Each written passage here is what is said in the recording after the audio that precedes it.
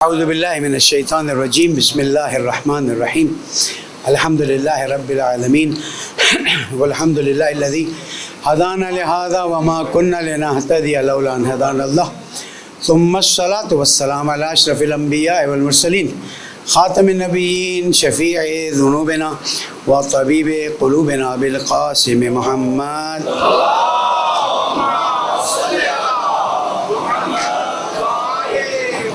وعلى أهل بيته الطيبين الطاهرين المعصومين المظلومين الذين أذهب الله عنهم الرجس وطهرهم تطهيرا.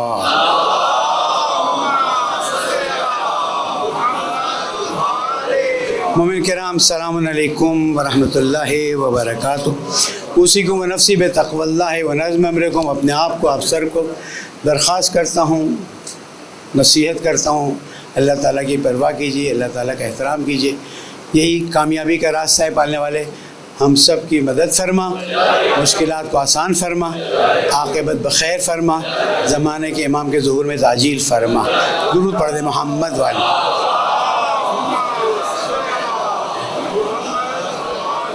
حضرت گرامی، جیسے کہ ہم پچھلے جمعے میں گفتگو کر رہے تھے کہ انسان اللہ تعالیٰ سے جتنا نزدیک ہوگا اس کی زندگی اتنی ہی خوبصورت ہوگی، پرسکون ہوگی.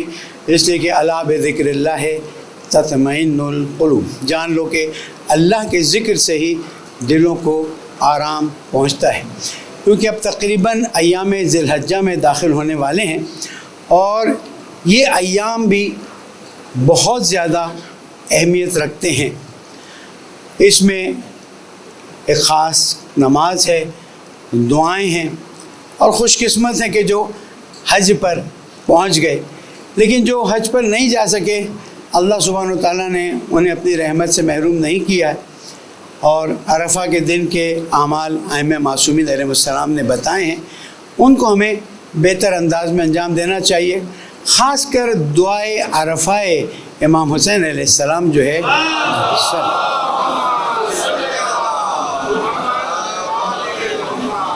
اور بہتر یہ ہوگا کہ انشاءاللہ یہاں پر بھی اعمال ہوتے ہی، بہتر یہ ہوگا کہ اس کا ترجمہ بھی ساتھ ساتھ پڑھا جائے، اس لیے کہ بہت ہی بامعنی دعا ہے. اور میں ذی الحج کے پہلے 9 دن روزہ رکھنا بھی بہت مستحب ہے. اور 9ویں ذی الحج کا یہ ہے کہ اگر روزہ رکھنے کی وجہ سے اعمال میں کمزوری محسوس کرتے ہیں تو پھر روزہ نہ رکھیں اور اعمال کریں. یہاں تک کی فضیلت آئی. امام محمد تقی علیہ السلام کی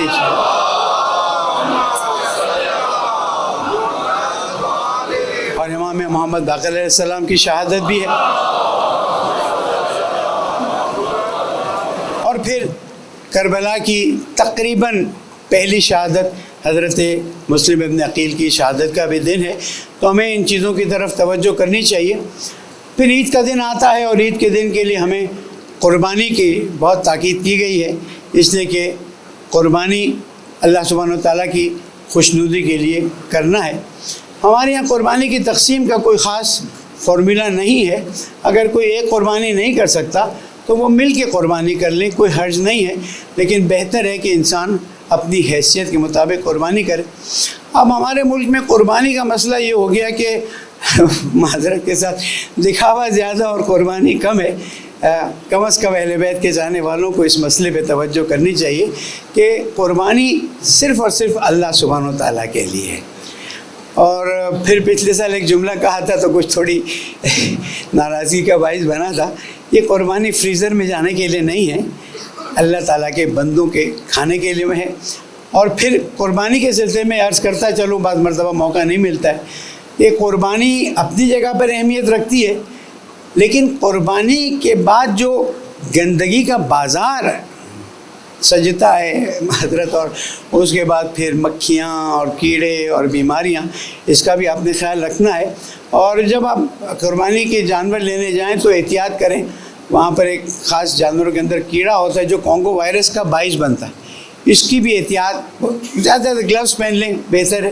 اب وہ زمانہ نہیں رہا کہ ہم آزادی سے قربانی کی چیزیں لینے جائیں، یہ تو ظاہری چیزیں تھیں. لیکن حضرت گرامی، یہ 9 دن انسان کو اللہ سے نزدیک کرنے کے لیے بہت زیادہ اہمیت رکھتے ہیں. جی پہلی ذی الحج خاتون جنت اور مولا کائنات کے عقد کا بھی دن ہے.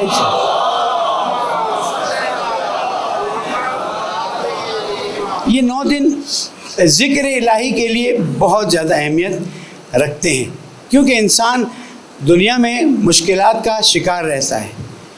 کوئی آ کے کہہ دے کہ نہیں میں تو کسی مشکل کا شکار نہیں ہوں، تو وہ شاید کسی غلط فہمی میں مبتلا ہے.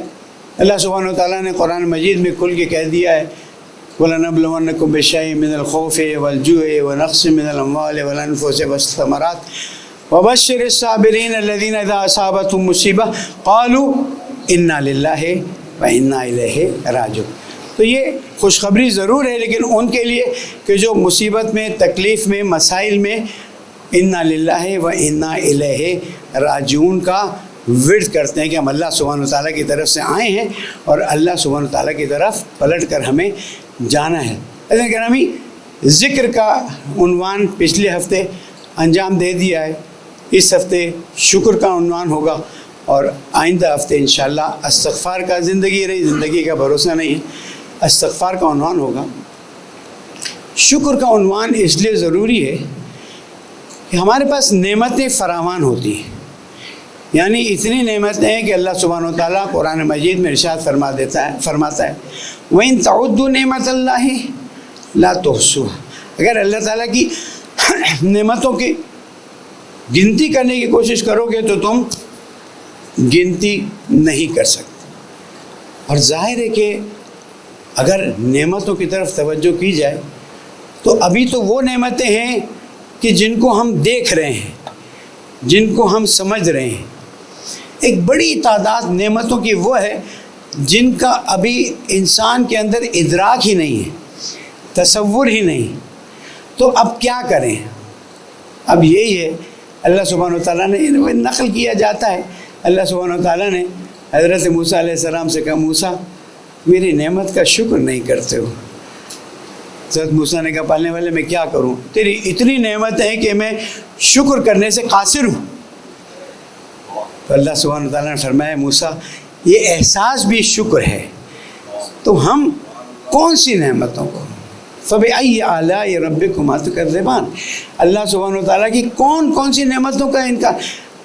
اے پالنے والے لَا بِشَيْءٍ مِّنْ آلَائِكَ رَبِّ يُكَذِّبُ، ہم تیری کسی نعمت کو بھی نہیں جھٹلاتے، بلکہ ہم انکار بھی نہیں کرتے، ہم ایک قدم آگے ہیں.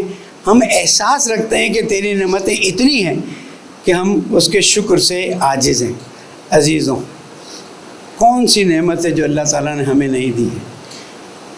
صحت دی ہے، سلامتی دی ہے، عافیت دی ہے، مال دیا ہے. ایک ایک کر کے گنتے جائیں گے، کھانے کی میز پر بیٹھیں، دسترخوان پہ بیٹھیں تو آپ جا کے دیکھیں گے کہ اتنی نعمتیں ہیں کہ ہم ان نعمتوں کا شکر ادا نہیں کر سکتے. اسی لیے کہا گیا ہے کھانا کھانے کے بعد ہی ایک مرتبہ شکر کر دو. اور میرے استاد محترم نے تو کہا تھا، اللہ ان کو سلامتی عطا کرے، کہ جتنی نعمتیں ان کو گن لو اور ہر نعمت کے بارے میں کہتے رہو شکرن للہ شکرن للہ. تو ہم شاید اس مرحلے پر نہ پہنچیں کہ جب ہر لقمے پہ ہم کہیں شکرن للہ، یا ہر چاول کے دانے کو کھاتے ہو کہیں شکرن للہ، لیکن کم از کم دسترخوان سمیٹتے وقت تو کہنے پالنے والے تیرا شکر ادا کرتے ہیں. لیکن اس سے آگے بھی نعمت ہے جس کی طرف توجہ رکھنی ہے، اور وہ نعمت ہے ایمان کی نعمت ہے. اور ایمان بھی وہ جو ہمیں حضور اکرم اور اہل بیت علیہ السلام کی طرف سے ملا ہے. اور یہ اہل بیت علیہ السلام کی محبت ہے جو اللہ سبحانہ وتعالیٰ نے ہمارے دلوں میں ڈالی ہوئی. اب یہ محبت ہم نے خود کسب نہیں کی ہے. اگر کچھ لوگ ہیں جو اہل سنت سے مکتب تشیع کی طرف آئیں، وہ دور ہے، وہ الگ بات ہے. لیکن ہمارے والدین نے جو ہم پر محنت کی ہے، ہمارے بزرگوں نے جو ہم پر محنت کی ہے، اور ہمارے علماء نے جو ہم پر محنت کی ہے، اس محنت کا ہم انکار نہیں کر سکتے ہیں. اس لیے جب بھی نعمت ولایت مولا کائنات اور اہل بیت کا احساس ہو،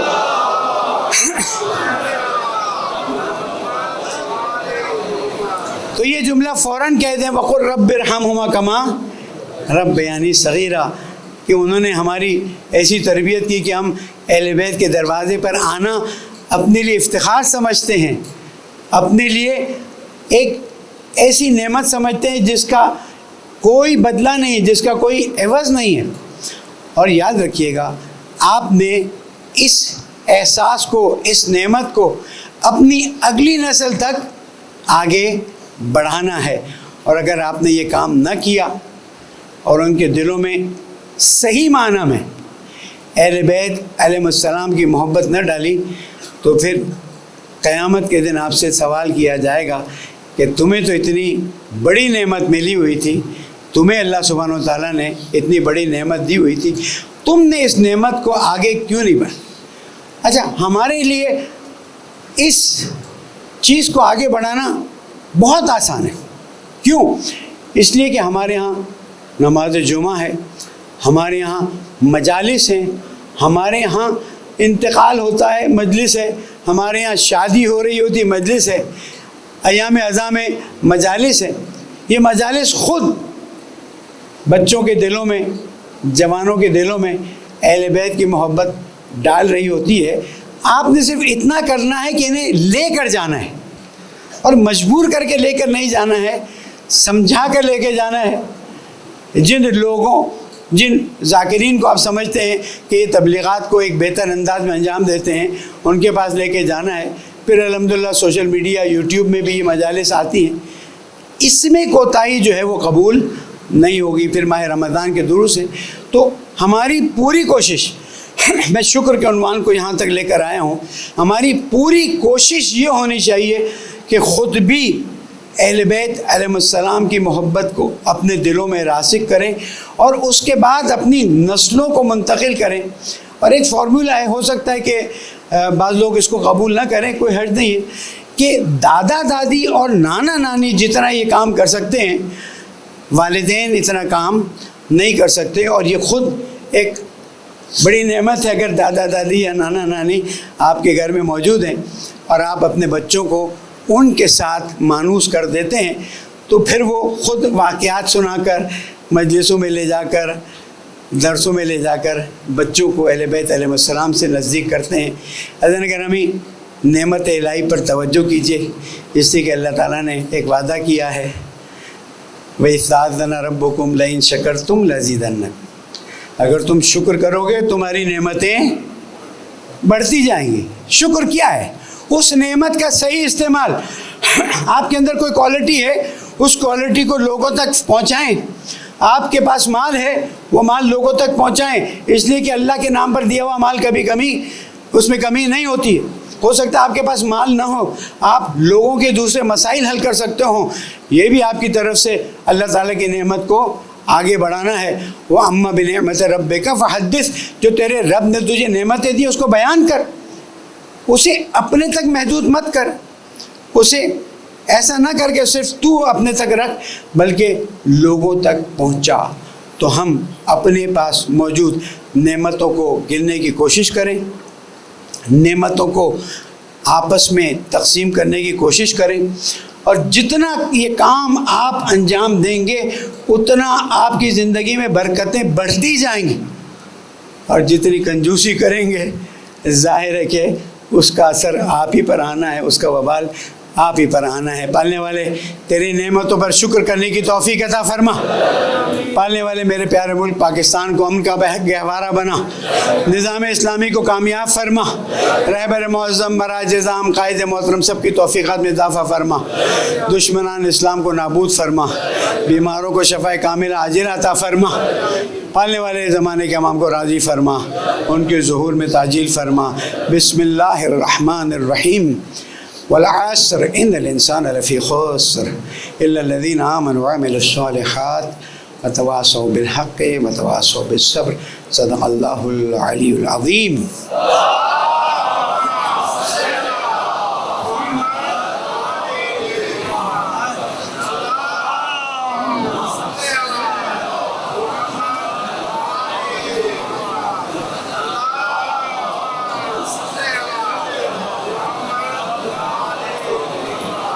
اگر ہمیں تقوی اختیار کیجئے کہ یہی کامیابی کا راستہ ہے۔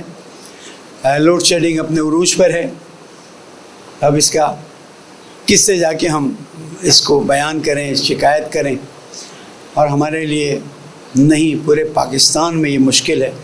گلگت بلتستان سے آیا ہوں, وہاں پر میں نے کہیں کہا کہ 12 گھنٹے کی لوڈ شیڈنگ, تو ایک صاحب نے کہا نہیں مولانا 20 گھنٹے کی لوڈ شیڈنگ ہے. تو اس کو دیکھا جائے نا کہ آئی پی پیز کو آپ پیمنٹ کرتے ہیں تو پھر بجلی بھی فراہم کریں, اتنا لوگوں کو اذیت نہ کریں. کراچی کو اس وقت موقع ملا ہوا ہے کہ خلیج کی صورت ہے, خلیج فارس کی صورت ہے, معذرت اب کہا گیا ہے خلیج نہ کہا کریں, خلیج فارس کہا کریں, اس لیے کہ لوگ اس کا نام تبدیل کرنے کی کوشش کر رہے ہیں. خلیج فارس کی صورتحال کے بعد کراچی اور گوادر کو بہت زیادہ اہمیت ملی ہے. امید ہے انشاءاللہ کہ اس سے عوام کے لیے روزی کے بہتر مواقع حاصل ہوں گے. ایک درود پڑھ دیں محمد والے.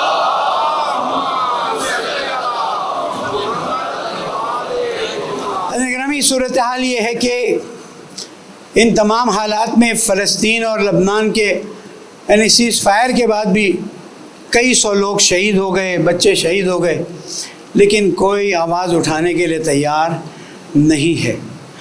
اور افسوس یہ ہے کہ دنیا کی طاقتیں خلیج فارس کو کھولنے میں لگی ہوئی ہیں, لیکن وہاں پر جو اسرائیل مظالم کر رہا ہے اس کی طرف کوئی بھی توجہ نہیں کر رہا. میں آج ایک بات کی طرف توجہ دلانا چاہتا ہوں کہ جو رشیا اور چائنا پر اتنا زیادہ بھروسہ کیا جاتا ہے, میری نظر میں, ذاتی رائے میں, ہمیں اس پہ اتنا بھروسہ نہیں کرنا چاہیے. میں نظام جمہوریہ اسلامی کے بزرگوں کو کوئی اپنی رائے نہیں دے رہا ہوں, لیکن اگر واقعاً یہ انسانیت کے لیے مخلص ہوتے, ان کے پاس طاقت تھی نا, یہ فلسطینیوں کے 1 لاکھ سے زیادہ لوگوں کے قتل عام کو روکتے, خواتین کے قتل عام کو روکتے. نہیں روکا ہے. اب یہ ٹرمپ گیا ہوا ہے چائنا تاکہ کسی طرح سے اپنے مفادات حاصل کرے, لیکن وہاں پر بھی ہم دیکھتے ہیں کہ ٹرمپ کے آنے سے پہلے یونائٹڈ نیشنز میں قرارداد پاس ہوئی ہے. پہلے آئی تھی تو اس وقت رشیا اور چائنا نے اس کو ویٹو کیا تھا اور وہ ختم ہو گئی تھی.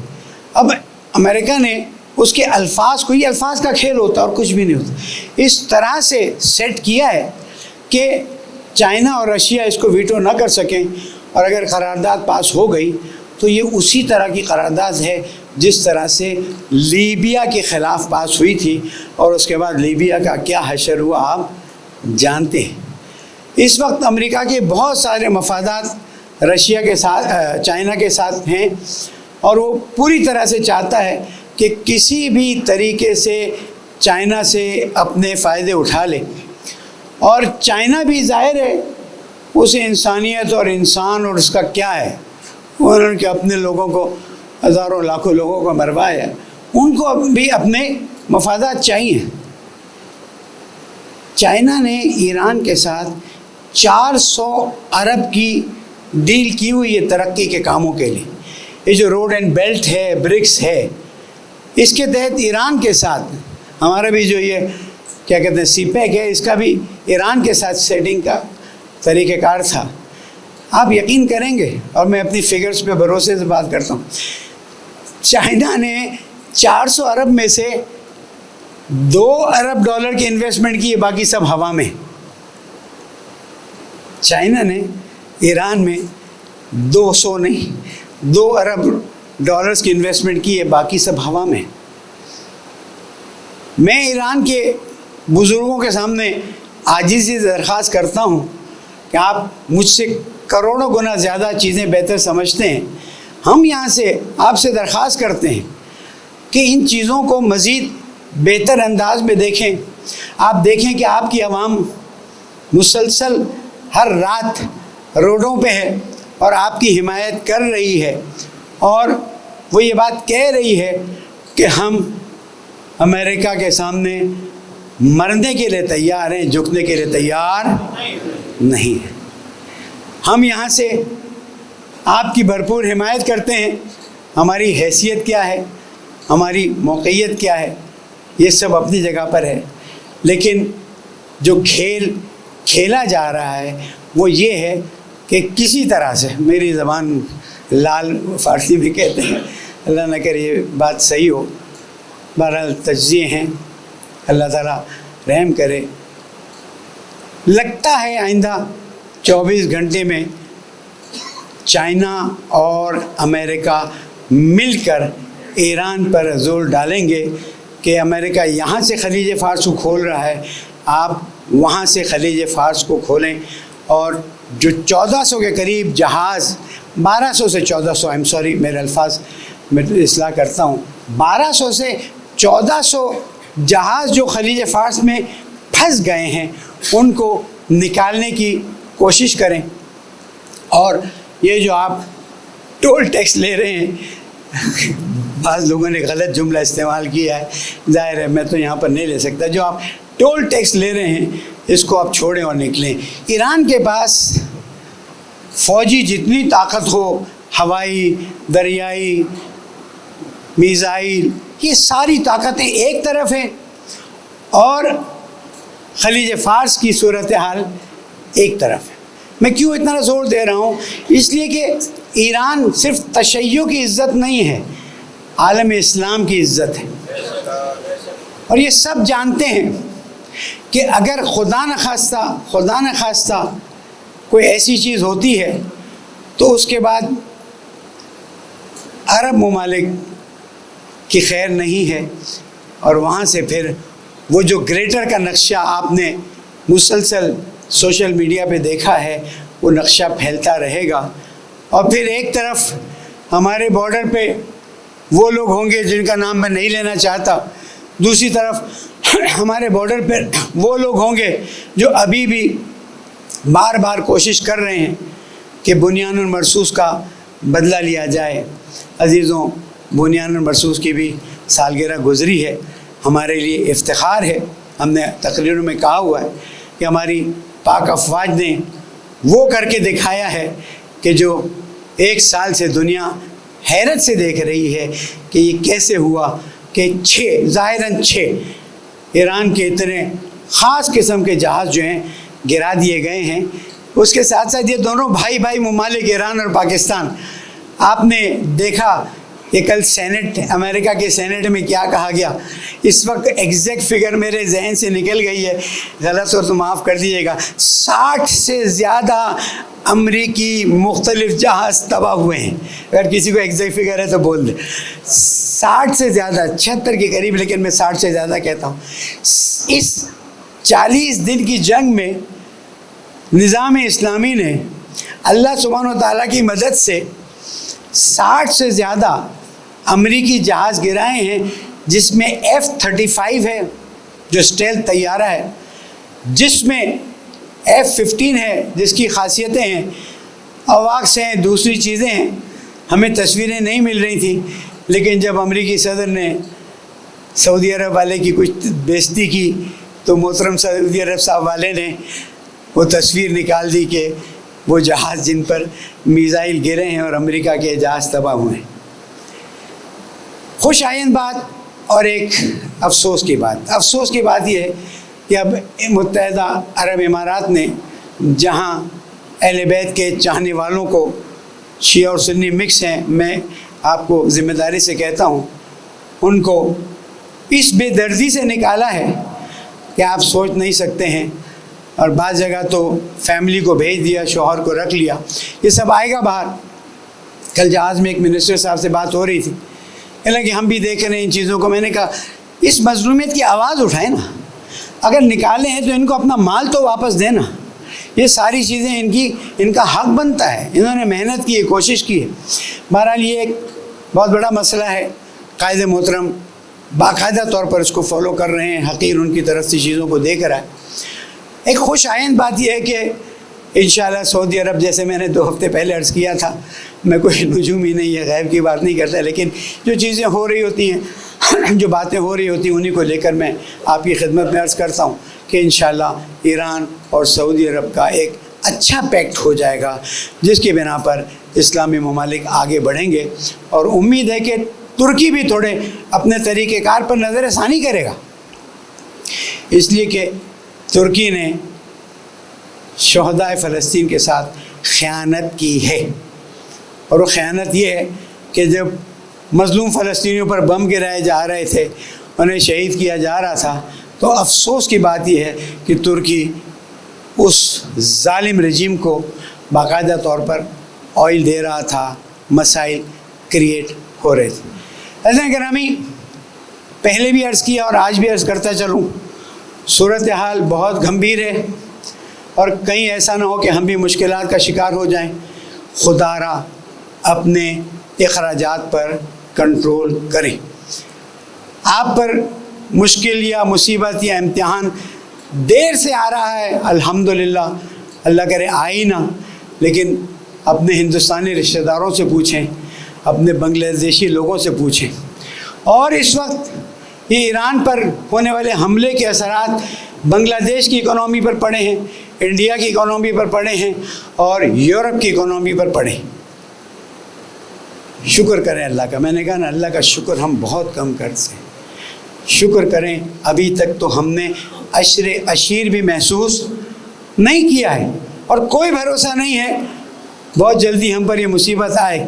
لیکن آپ دیکھیں ہمارے پیارے ملک پر اللہ تعالیٰ کتنی رحمتیں نازل کرتا ہے کہ دنیا اقتصادی مشکلات کا شکار ہیں، اور ہماری فگرز پازیٹیو جا رہی ہیں۔ خاص کر یہ جو شپس کنٹینرز ہمارے یہاں اتار رہے ہیں، اور اب پاکستان نے ایران کو اجازت دی ہے کہ کنٹینرز وہاں جائیں۔ اوورآل کیا ہے؟ اوورآل تشیع پر، مسلمانوں پر ایک بہت بڑا امتحان کا وقت آیا ہوا ہے۔ مولانا ہم کیا کریں؟ ہم کچھ نہیں کر سکتے۔ ادعونی استجب لکم، اللہ تعالیٰ فرماتا ہے دعا کرو، میں تمہاری دعا قبول کروں گا۔ عزیزوں، دعا مومن کا اسلحہ ہے۔ آپ دعا کرنے کو کم مت سمجھیں، اس لیے کہ دعا کے ذریعے بہت سی بلائیں، بہت سی مصیبتیں دور ہو جاتی ہیں۔ اگر آپ اپنے اخراجات پر، جو میں نے جنگ شروع ہونے کے بعد ہی عرض کیا تھا، کنٹرول نہیں کریں گے، اور خدا نہ خواستہ پیٹرول 500 روپے لیٹر ہو گیا، تو مشکلات زیادہ ہوں گی۔ آخر میں پھر نصیحت کرتا ہوں، ماہ ذی الحجہ کے 10 دنوں کی معنویات کو اپنے ہاتھ سے مت جانے دیں۔ ماہ رمضان کی معنویات اپنی جگہ پر ہیں، اس کے بعد میں کمپیریزن تو نہیں کرتا، لیکن ماہ ذی الحج کے معنویات کو ہاتھ سے نہ جانے دیں۔ تسبیح پڑھیں، ذکر کریں، دعائیں پڑھیں اور نمازیں پڑھیں، تاکہ اللہ تعالیٰ ہمارے امتحانوں کو کم کرے، ہم پر آنے والی تکلیفوں کو کم کریں۔ جیسے کہ پاکستان بڑی مشکل سے بنا ہے، پاکستان کی فوج پر، افواج پر، پولیس پر جو حملے ہوئے ہیں، ہم مسجد بقیت اللہ سے اس کی بھرپور مذمت کرتے ہیں، اور اپنے ذمہ داروں کو اطمینان دلاتے ہیں کہ مشکل وقت میں ہم آپ کے ساتھ ہیں۔ لیکن آپ کو بھی ہم نصیحت کرتے ہیں، ہماری عزاداری کے ایام نزدیک آ رہے ہیں، ہمیں اپنی عزاداری کو بھرپور طریقے سے انجام دینے دیں۔ حکومت پنجاب نے تو ماشاءاللہ جلد از جلد میٹنگ کر لی، سارے پوائنٹس لے لیے ہیں۔ امید ہے کہ باقی جو صوبائی حکومتیں ہیں وہ بھی ذمہ داروں کو بلائیں گے، اور بلانے کے بعد مشکلات کو پوچھیں گے، تاکہ ان مسائل کو بہتر انداز میں حل کیا جا سکے۔ اللہ تعالیٰ سے دعا ہے، پالنے والے میرے پیارے ملک کو امریکہ کے گہوارہ بنا، سازشوں کو ناکام بنا، یہود و ہنود کو نابود فرما، نظام اسلامی کی حفاظت فرما، تیری عبادت و اطاعت کی لذت عطا فرما، مرحومین شہداء کے درجات کو بلند فرما، زمانے کے امام کو ہم سے راضی فرما، ہماری عاقبت بخیر فرما، مولا کی نصرت کی توفیق عطا فرما۔ بسم اللہ الرحمن الرحیم۔ اذا جاء نصر اللہ والفتح ورأیت الناس يدخلون فی دین اللہ افواجا فسبح بحمد ربک واستغفرہ انہ کان توابا۔ صدق اللہ العلی العظیم۔